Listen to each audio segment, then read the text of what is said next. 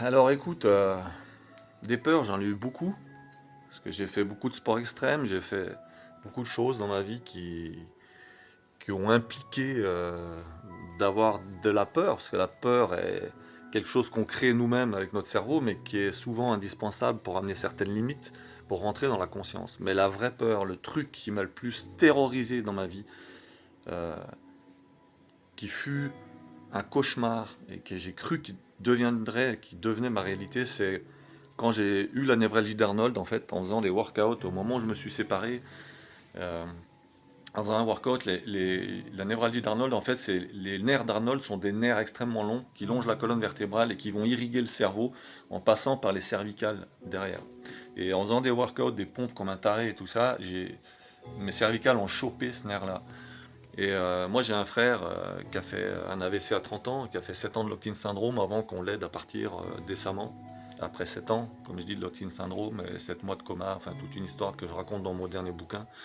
Et donc j'avais déjà peur de ça, par mimétisme, mais c'était pas la peur de mourir. Quand j'ai eu ça, je savais pas que c'était la névralgie d'Arnold, je savais pas ce que c'était.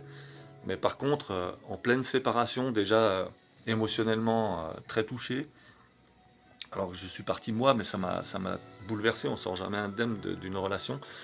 J'ai vécu ça, mais comme un calvaire, parce qu'en fait, la peur que j'ai eue, qui m'a terrorisé, j'ai eu une sensation que j'avais jamais eue, qui était la sensation de perdre le contrôle sur mon intelligence, sur mon cerveau, en fait, sur la reliance que j'ai entre mon âme, mon cerveau et, euh, et tout ce qui est matériel. Pour moi, le cerveau, en fait, sert de lien entre l'immatériel et le matériel, en fait. Alors, la retranscription de l'immatériel dans le matériel. Et, euh, et d'en parler, tu vois, ça me bouleverse encore, ça me fout les larmes aux yeux, ça me fait des frissons parce que ça a été quelque chose de terrible. Euh, je suis très physique, mais aussi très cérébral, et de me demander si j'étais en train de friser la folie et si j'allais tomber dedans, et si j'allais un jour pouvoir revenir, si je tombais dedans ou si j'allais m'y noyer, c'était quelque chose de terrible, quoi, de terrifiant, qui m'a effrayé, et j'ai passé des mois avec cette névralgie sans savoir que c'était ça.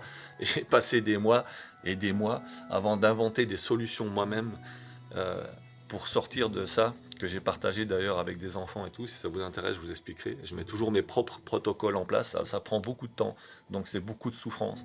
Mais ça m'a pris plusieurs mois pour arriver à sortir de ça, et tous les jours, toutes les nuits, sans exception, entre 2 heures et 5h30 du matin, je tournais en rond dans ma chambre à me demander comment j'allais me tirer une balle ou pas, comment j'allais me suicider ou pas me suicider, tellement j'étais mal, tellement j'avais l'impression de devenir taré, quoi. Et ça a été pas une peur, c'est une terreur terrible, quoi, une terreur incroyable, un truc que j'ai jamais vécu dans tout ce que j'ai expérimenté dans ma vie. J'ai déjà fait tellement de choses de toutes sortes, mais ça, j'ai jamais vécu et je ne souhaite pas le revivre un jour, tellement c'est poignant, et aujourd'hui ça me retourne le bide rien que d'en parler, quoi. Donc c'est quelque chose d'énorme. Donc voilà, ma plus grande peur, ma plus grande terreur, le moment où j'étais le plus effrayé de ma vie, ça a été ça, quoi. Et ça a duré un sacré moment, quoi. Je peux dire que c'est quelque chose qui te marque à vie.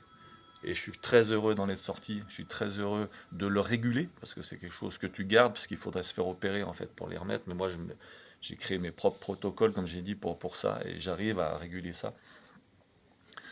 Mais je souhaite ça à personne. Tu vois, je pense que même si j'avais un pire ennemi, j'en ai pas. Et même si je tombais dans les trucs du commun des mortels à souhaiter de la merde aux gens, je pense que j'arriverai jamais à souhaiter un truc pareil à personne, quoi.